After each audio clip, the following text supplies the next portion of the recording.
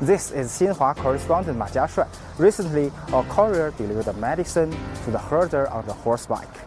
Today, we are fortunate to see this man in Zhaoshu County in China's Xinjiang. Let's visit where he works and find out what happens there.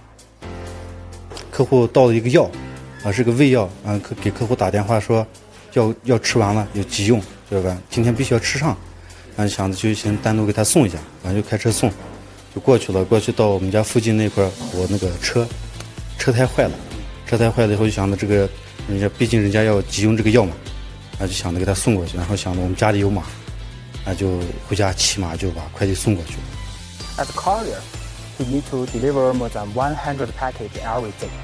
Not only medicines, but also household appliances, fashion clothes, snacks from all over the country to the herdsman in Zhaoshu. The farthest delivery needs to be more than 40 kilometers away. It is the persistence of many deliverymen like this. The herds in the depths of the Tianshan Mountains can enjoy the convenience of international shopping in China.